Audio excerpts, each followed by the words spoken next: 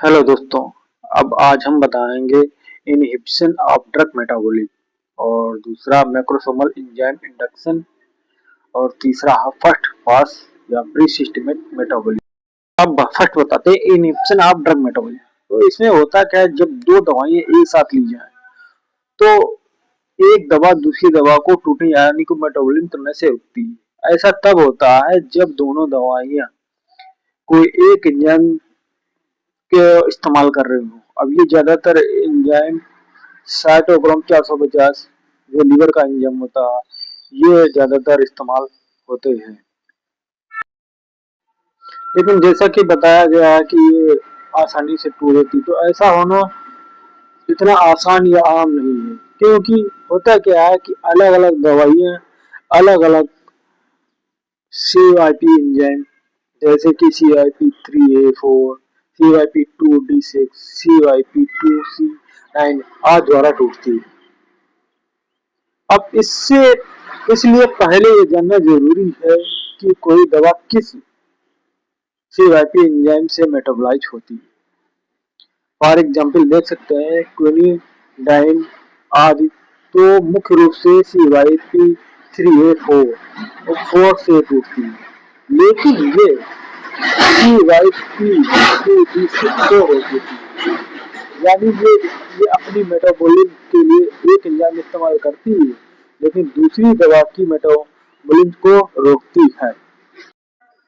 अब ये क्लिनिकल रूप से कितना महत्वपूर्ण यानी खतरनाक कॉम्बिनेशन कब हो सकता है, तो देखते हैं।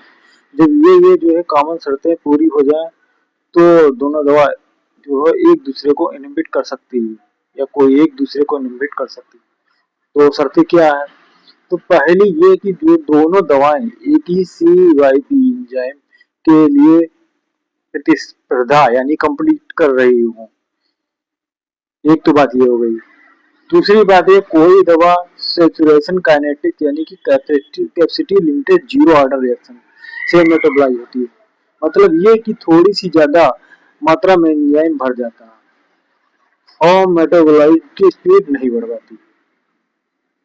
तीसरी बात ये दवा की मात्रा यानी कि थेरेप्यूटिक रेंज में ही पहले से सेचुरेटेड या भरी हुई होती है। तो ऐसी दवा दूसरी दवा का स्तर खून में बहुत तेजी से बढ़ जाता है। इसकी टॉक्सिसिटी बढ़ सकती है या जहरीली हो सकती है। अब इसमें टाइम का भी रोल बहुत ही इम्पोर्टेंट है। तो एंजाइम इनहिबिशन यानी कि इसमें बहुत जल्दी होता है, कुछ ही घंटों में, क्योंकि सीधे एंजाइम पर असर करता है। और एंजाइम इंडक्शन यानी एंजाइम का बढ़ना ये धीरे धीरे होता है, कई दिन से कई हफ्तों तक। अब दूसरा एक आइडिया ये भी है, उपाय है कि लीवर के ब्लड फ्लो पर असर। तो कुछ दवाइयाँ होती है हाई हेपेटिक एक्सट्रैक्शन वाली होती है। इनका मेटाबॉलिज्म लीवर में आने वाले खून की मात्रा पर निर्भर करता है, यानी ब्लड फ्लो लिमिटेड होता है। अब एग्जाम्पल देख सकते हैं इसके। तो प्रोपेनोलॉल लीवर में खून के बहाव को कम कर देता है। इससे ल्यूडोकेन को का जो मेटाबॉलिज्म है वो धीमा हो जाता है। इसी तरह प्रभावित होने लगा है प्रोपेनोल है और इम्प्रामिन आदि। मतलब सारांश इसका यही है कि दो दवाएं एक ही एंजाइम से टूटती है, एक दूसरे को रोकती है, दूसरी दवा का लेवल बढ़ जाता है, साइड इफेक्ट भी और टॉक्सिसिटी भी बढ़ती है। ये रोकना जल्दी या कुछ घंटों में होता है। अगर दवा पहले से ज्यादा मात्रा में ली जा रही हो तो एंजाइम मर चुका होता है, तो खतरा ज्यादा होगा। कुछ दवा लीवर खून के बहाव पर निर्भर होती है। अगर कोई दवा बहाव कम कर देता है तो दवा धीरे धीरे टूटती है। आप ये जो टेबल देखिए, इसमें सब इनहिबिशन वाली जो दवाइयां दी हुई है। तो अब बात ये आ रही है कि जब भी हम कोई दवा खाते हैं तो वो लीवर उस दवा को तोड़ता है, मेटाबोलाइज करता है ताकि वो बॉडी से निकल सके। अब लीवर में कुछ स्पेशल एंजाइम जैसे CYP3A4, CYP2D6, CYP2C9 etc. ये काम करते हैं। तो अब जो दवाइयाँ ऊपर टेबल में लिखी है वो इस एंजाइम को ब्लॉक कर देती है या काम कर देती है। जब ये एंजाइम स्लो हो जाता है तो क्या होता है, दूसरी दवाई जो आप साथ में ले रहे हो वो जल्दी नहीं टूट पाती।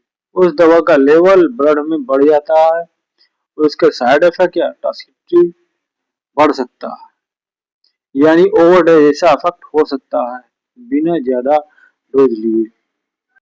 देखते हैं कुछ एग्जाम्पल समझने के लिए देख सकते हैं कि कौन कौन सी इनहिबिटर है, किस दवा का लेवल बढ़ जाता है और क्या प्रॉब्लम हो सकती है। तो नंबर पहले देखते हैं एरिथ्रोमाइसिन और क्लोथ्रोमाइसिन। तो लेवल बढ़ने वाली दवाई होंगी स्टेटिन, एट्रोवास्टिन, कार्बामेजिपिन और थियोफालिन। इससे होगा का मसल पेन और टॉक्सिसिटी बढ़ जाएगी। इसी तरह के कीटोकोनाजोल, इट्राकोनाजोल है, तो इससे होगा सिम्बास्टिन, वारफारिन, मैनी अदर ड्रग का लेवल बढ़ जाएगा और इससे बहुत ज्यादा साइड इफेक्ट हो सकते हैं। रेट्रोवायरस होती है, इसको लेने से पेन किलर, स्टेरॉइड, इनका लेवल बढ़ जाएगा और इससे होगा का ड्रग इंटरेक्शन हो सकता है। चौथी फ्लक्सिटिन, इससे ये जो है टेमोक्सिफेन, कोडीन और मनी अदर इंटरप्रेशन का लेवल बढ़ा देगी, इससे कम या ज्यादा साइड इफेक्ट हो सकते हैं। फिर और अगली है ओमेप्राजोल, जो क्लोपिड्रेजोल का असर इससे कम हो सकता है। सिप्रोफ्लॉक्सासिन, ये थियोफिलिन और वारफारिन के लेवल को बढ़ा देगी, तो इससे होगा क्या, सीजर या ब्लीडिंग हो सकती है। इसी तरह के मेट्रोएंडाजोल है, वो अल्कोहल या वारफारिन के लेवल को बढ़ा देगी, इससे होगा क्या, सेवायर वोमिटिंग स्थित हो सकती है। जैसे कि डायसल्फाइड दवा होती है, अल्कोहल में ली जाती है अल्कोहल को रोकने के लिए, उसके जैसा रिएक्शन करेगी, यानी वोमिटिंग हो जाएगी। अब दूसरा देखते हैं मैक्रोसोमल एंजाइम इंडक्शन। तो ये क्या है, इसके बारे में बताएंगे। तो कई दवाइयाँ और कीटनाशक, इंसेक्टिसाइड और कैंसर पैदा करने वाले पदार्थ, जिनको कार्सिनोजेंस वो बोलते हैं, शरीर में एक खास तरह का बदलाव लाते हैं। ये डीएनए से जुड़कर या प्रभाव डालकर लिवर और कुछ अन्य अंग में मौजूद मैक्रोसोमल एंजाइम, खासकर साइटोक्रोम P450 और यूजीटीएस की मात्रा बढ़ा देते हैं। इन एंजाइम की मात्रा बढ़ने से क्या होता है कि उस दवा को खुद का मेटाबॉलिज्म यानी कि टूटना तेज हो जाता है, साथ ही दूसरी कई दवाओं का भी मेटाबॉलिज्म तेज हो जाता है। तो इस रिएक्शन को ही एंजाइम इंडक्शन बोलते हैं। अब देखते हैं लिस्ट कौन कौन से इंड्यूसर और अलग अलग सीआरपी एंजाइम बढ़ाते हैं। तो इंड्यूसर देख सकते हैं और मुख्य रूप से कौन सा सीआरपी बढ़ता है और कुछ अन्य भी बढ़ा सकते हैं। तो इसमें देखते हैं फिनोबार्बिटोन है, फिनोटोन है, कार्बामेजिपिन है, रिफाम्पिन है, ग्लूकोकॉर्टिकॉइड है। तो ये जो है CYP3A को बढ़ाते हैं। फिनोबार्बिटोन CYP2B1 को भी बढ़ाता है। इसी तरीके से रिफाम्पिन है वो CYP3A और CYP2D6 को बढ़ाता है। तीसरा है एसोनेजाइल, लंबे समय तक शराब पीना, ये CYP2E को बढ़ा देता है इंजन को। चौथा है सिगरेट का धुआं, चारकोल, ग्रिल्ड मीट है, 3 मिथाइल कोलेथ्रीन है, बेंजोपायरीन है, मेट्राजोल, ये CYP1A को बढ़ा देता है। अच्छा, अन्य में आ रहे हैं फेनबुटाजोन है, गैसोफालिन है, DDT, जिसका CYP बढ़ जाता है। अब देखते हैं इंडक्शन के क्या क्या प्रभाव होते हैं। तो पहला ये है दवाइयों का असर कम हो जाता है। जो दवाइयाँ मेटाबॉलिज्म से निष्क्रिय होती है, उदाहरण के तौर पर ओरल कंट्रासेप्टिव। दूसरा, कुछ दवाइयों का असर बढ़ जाता है जो मेटाबॉलिज्म से एक्टिव होती है। फॉर एग्जाम्पल देख सकते हैं पैरासीटामोल की एक जहरीली होती है।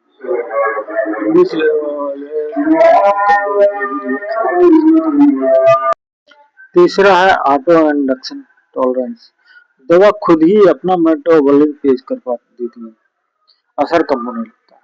उदाहरण के लिए कार्बामेजिपिन, रिफेम्पिन। चौथी बात है शरीर के अन्य पदार्थ जैसे स्टेरॉइड है, बिलिरुबिन भी तेजी से टूटने लगते हैं। पांचवी, एक्यूट इंटरमिटेंट पोरफायरिया का अटैक आ सकता है। छठी बात यह है, अगर कोई इंड्यूसर कभी कभी लिया जाए तो दूसरी नियमित दवाइयां जैसे वारफारिन में एंटी एपिलेप्टिक डायबिटीज की दवाइयां की डोज बार बार बदलनी पड़ सकती है।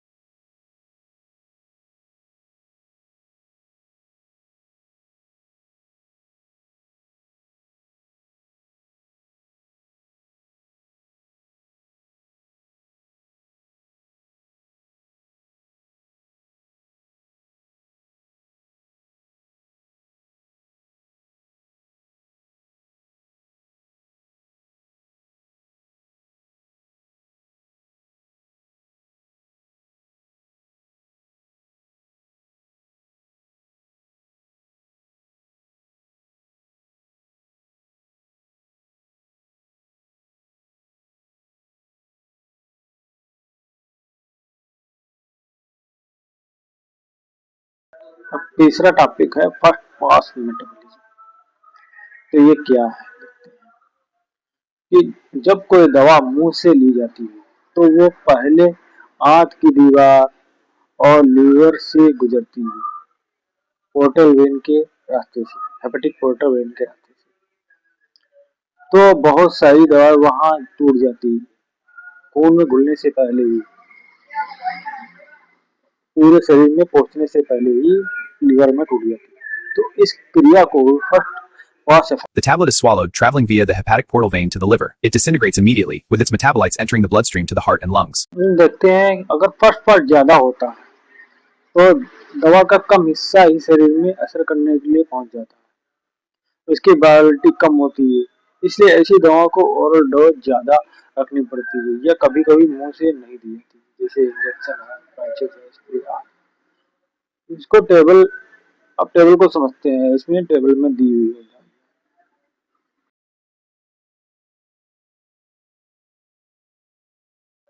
अब extent of first pass metabolism के बारे में देखते हैं। अब होता क्या है, लो बहुत कम फर्स्ट पास मेटाबॉलिज्म यानी कि फिनोबार्बिटोन है, फेनिब्यूटाजोन है, टालबुटामाइड है, थियोफालिन, पिंडोलॉल है, आइसोसल्फाइड है, मोनोनाइट्रेट आदि। इन दवाओं का ज्यादातर हिस्सा लीवर में बचकर शरीर में पहुंच जाता है, इसलिए ओरल डोज सामान रखी जा सकती है। इसीलिए इसका फर्स्ट पास मेटाबॉलिज्म, इसमें एस्पिरिन, क्लोनिडीन, डेसिमटामिन, नॉर्टेप्टिलिन, क्लोरप्रोमाजीन, मेटोप्रोलाल आदि। तो इनमें कुछ हिस्सा टूटता है लेकिन ज्यादा नहीं, तो थोड़ी एडजस्ट करनी पड़ती है। तीसरी हाई बहुत ज्यादा फर्स्ट पास मेटाबॉलिज्म वाली, जैसे कि प्रोपेनोलॉल है, ग्राम्प्रेल है, साल्बुटामॉल है, मॉर्फिन है, ग्लाइसिल ट्राइनाइट्रेट है, पेथिडीन है आदि। इनका बहुत सा हिस्सा लीवर में नष्ट हो जाता है, इसीलिए ओरल डोज बहुत ज्यादा रखनी पड़ती है या मुंह से नहीं देते, जैसे ग्लाइसिल ट्राइनाइट्रेट को जीभ के नीचे या आदि से देते हैं। अब कुछ एग्जाम्पल हैं, जैसे प्रोपेनॉल, मॉर्फिन, ग्लाइसिल ट्राइनाइट्रेट, ये हाई फर्स्ट पास वाले हैं, तो मुंह से कम असर करते हैं, इसलिए जीभ इनको सबलिंगुअल या स्प्रे से देते हैं। एस्पिरिन है, ये इंटरमीडिएट होता है, तो सामान्य रूप से मुंह से अच्छा काम करता है।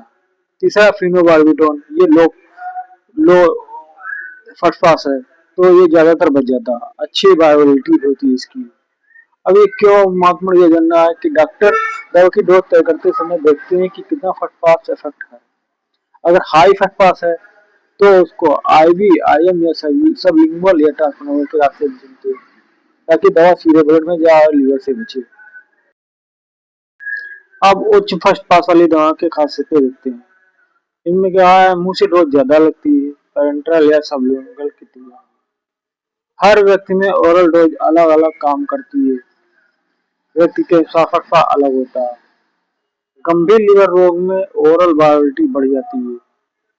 अगर कोई दूसरी दवा साथ दी जाए तो फर्स्ट पास में कंपटीशन करे तो बायो अवेलेबिलिटी बढ़ सकती है। फॉर एग्जाम्पल क्लोरप्रोमेजिन और प्लस प्रोपेनोलोन। शॉर्ट से बचने के उपाय हैं सबलिंगुअल है, ट्रांसडर्मल है, इंजेक्शन, रेक्टल आदि से देते। ओरल के बजाय इन माध्यम से दवा देते हैं।